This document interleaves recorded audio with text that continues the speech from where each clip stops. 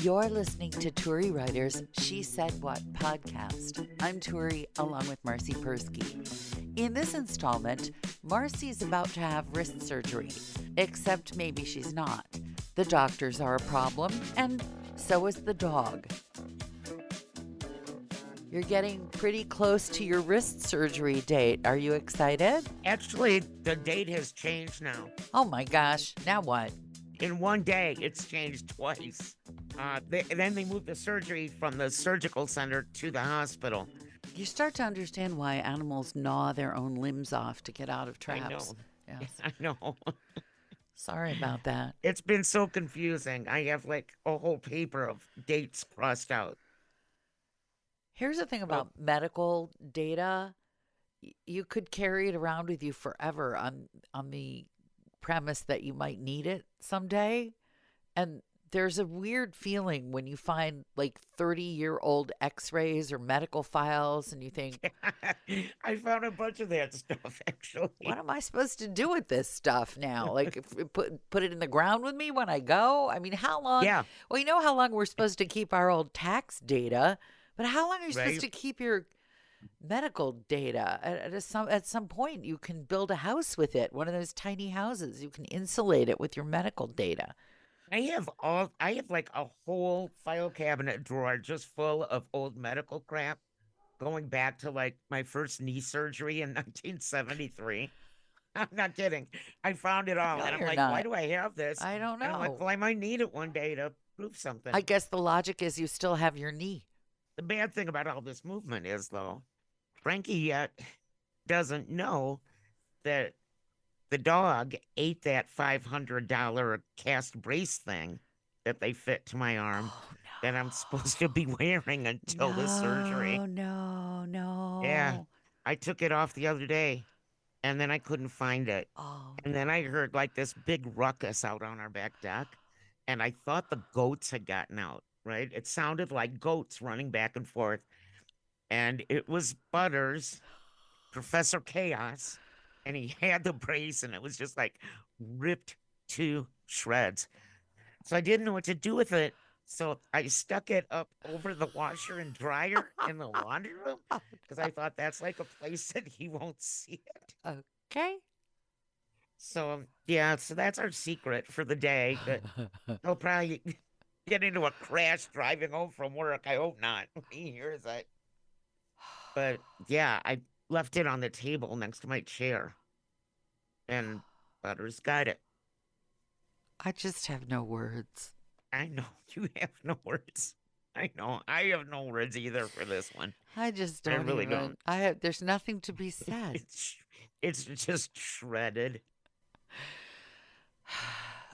Okay, here's another one you'll have no words for. Yeah. What else? This is how we started this podcast today. I sat down in my chair, remembered I forgot something, got up, got my leg caught in the extension cord that has the computer plugged in, and the computer, the microphone, and my headphones all went flying and crashed into the clay tile floor. And I was just like, oh my God. Because I don't think I took the 2-year warranty on the computer. Of all the people, normally I would say to people, don't, those warranties are a ripoff. But there should be like a little asterisk when I make that speech. All those extensive warranties are worthless unless you're Marcy Persky. That's exactly. Yeah, in which case you should upgrade that warranty. Like you should just, I'm telling you, you buy a pack of gum, you ought to ask if there's a warranty. Well, the computer works. Good for now. But it went flying through the air. I'm better at than you. I should call my doctor and ask if there's a hand brace warranty against dogs. Yeah, they should have offered you a warranty on that. Yeah. So what's up with you? Well, I think everything just flew right out of my head. Have I mentioned that I have these fancy wireless speakers that work by remote? And have I mentioned that the wireless speakers are made so that even you couldn't break them? but the remote is about the size of a silver dollar and eminently breakable, and that there's no manual control on these. So if the remote dies or is gone, you're doomed. So I've spent like the last 3 weeks ordering and returning infrared remotes on the hope that maybe one of them will work. I still have. I here there's the remote. And I've changed the battery 2 different times. It's not the battery.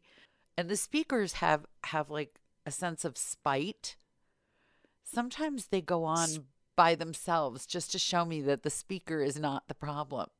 Spiteful speakers. Yeah, They're- they go on, they just turn themselves on from their little wireless sensor just to prove that the speakers work just fine. It's just that I can't turn them on and off. They have to decide when they want to turn on and off. I get no choice about it. And Well, have you asked Mr. Google where you could find oh, these? believe me, I've looked eBay, and they were one of these like great new cutting edge technology. And when they came, I thought these sound fantastic, but this is the Achilles heel of engineering, this little lozenge of a thing. Like if you lose the TV set for your remote, right? You mean the Scratch that. remote for your Yes. TV If set? you, well, in your case, you could lose the TV set for That's your true. remote. But in my house, it would be more likely if you lost the remote or broke the remote, you can buy a universal remote, or Right. you could buy a replacement remote. Or if you were desperate and neither of those things were easily to hand, you could buy means of buttons actually somewhere on the TV. Turn it on, turn it off, change the channel, change the Oh, volume. that involves standing up. Well, yes, Come on. but you Who can't does do. that anymore? Yeah, well, but you could. Yes. Yes, you These could. things are 40 pounds of potential coral reef structure at the bottom of the ocean. They're completely useless without this 25 cent. How So, old are they? they're not that old, but that's not the point. The point is that No. some engineer decided that it would be like building a car where when the brakes wear out, that's it. You have to get rid of the car. That's the end. No brakes, no car. So you can still steer it, you could still start it, you could still accelerate it, you just can't stop it. So that's part of what's going on. Maybe you need to go to work for a cat rescue. No. And this is how screwed up my brain is. I hadn't watched TV in like 3 weeks, and I thought I'm going to watch this show that I really like that I haven't seen in years. And I thought, well, I'm not subscribing to that premium service anymore. And then I did the thing that I'm not supposed to do, which is I went on the illegal service because they're going to send me a disc of this show eventually anyway. So I got on the illegal service, and I'm 2 episodes in, and I realized that in fact I do have the premium service. I'm sneaking and illegally watching something that I could legally watch. Yay. This is how messed up I am. I don't know what happened to me. My brain is turned to saltwater taffy. I do not know what to do with myself. Eat And more chocolate, maybe? no, and the cars are all dying. Both of our cars are dying. Oh, we have a dead one too. Yeah, Big time dead one. bad one. See, if you lived by me, you would just park it illegally and let And someone would the steal city tow it, right? it. That'd You know be what? the end of that. We left it. My first marriage, my husband decided to spend a whole bunch of money on this yellow Triumph. I think Oh, it was like Lord. a TR7 or something. I vaguely remember It, here. it was the worst car ever.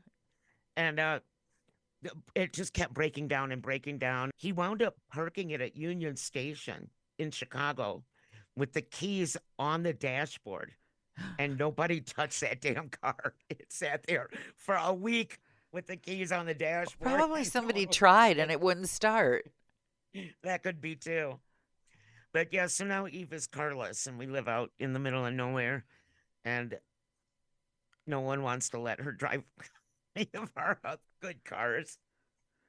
So we bought her a bicycle though.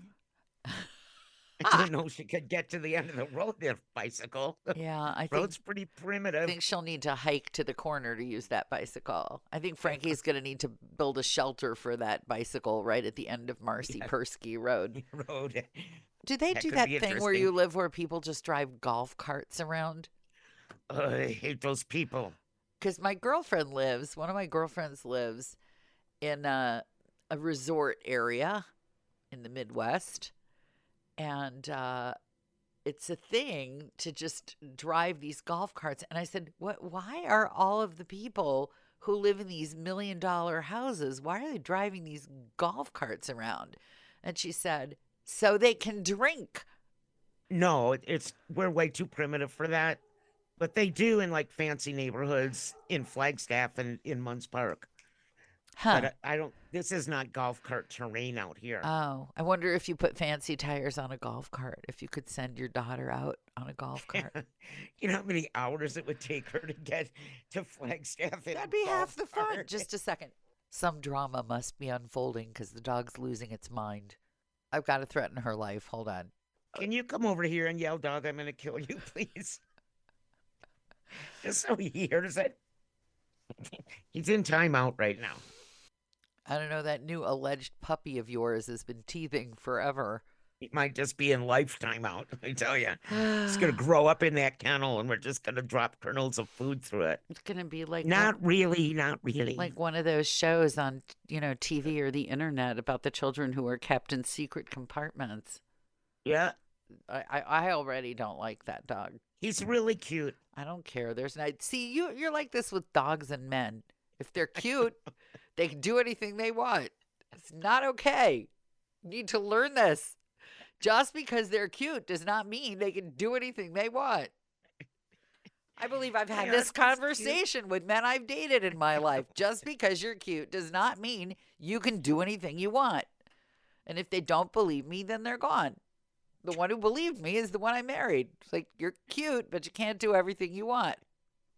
Then I married him. Now he's really screwed. Can't do anything now he he wants. does everything you now want. he can't do anything he wants. Poor guy. Like he's some kind of doormat. He's not a doormat. He just can't do anything he wants. He can do most of the things he wants.